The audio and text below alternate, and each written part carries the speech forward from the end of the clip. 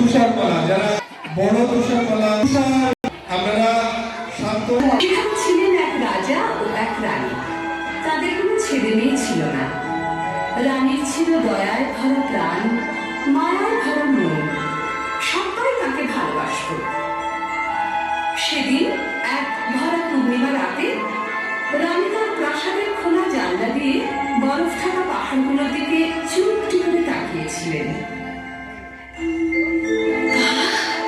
সাদা তুষারের উপর জ্যোৎস্নার কি সুন্দর রং ধরেছে।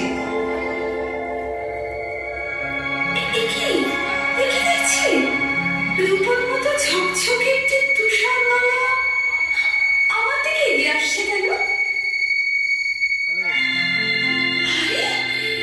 তুষারমালাটা যে আমার কথা এসে পড়লো। একটু আদর করি। ও মা, ভারী মজা তো। আমার আদর পেয়ে জ্যোৎস্না মাখা ফুটফুটে একটি মেয়ে হয়ে গেল তুষারমালা।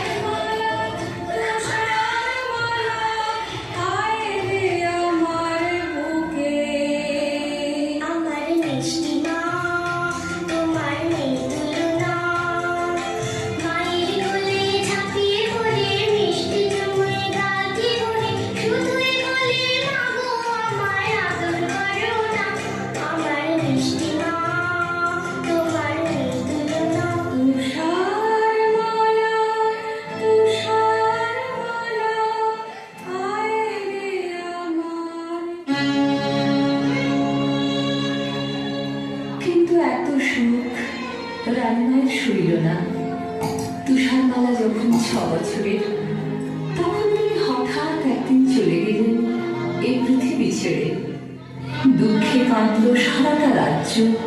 তুষারমালা সারাদিন একা একা থাকে আর মায়ের কথা ভাবে।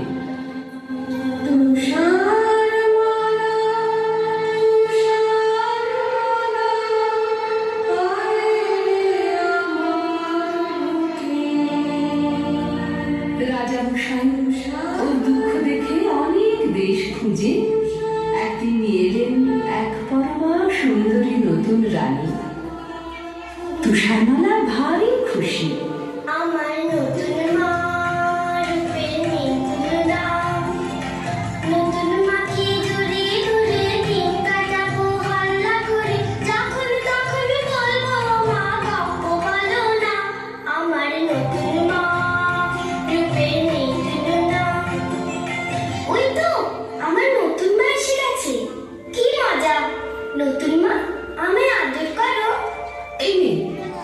থেকে নামো, সাজগোজ খারাপ হয়ে যাবে। নামো বলছি। কে তুমি? কোথায় থাকো? আমি তুষারমালা। তুষারমালা? ও, তুমি সেই সুন্দরী তুষারমালা। চলো না মা, আমরা ফুলবাগানে খেলা করি। তোমার সাজগোজটাতে একটুও খারাপ হবে না। দেখবে চলো, আমি বাগানে কত ফুল ফুটিয়েছি।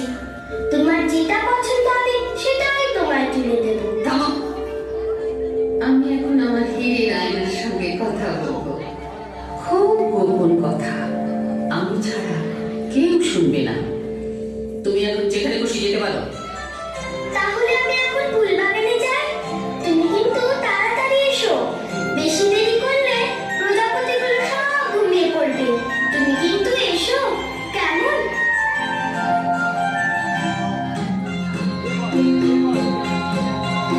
ও আয়না কথা কও, সাড়া দাও, বলে যাও, এ জগতে সবচেয়ে রূপসীটিকে সে কোথায় থাকে?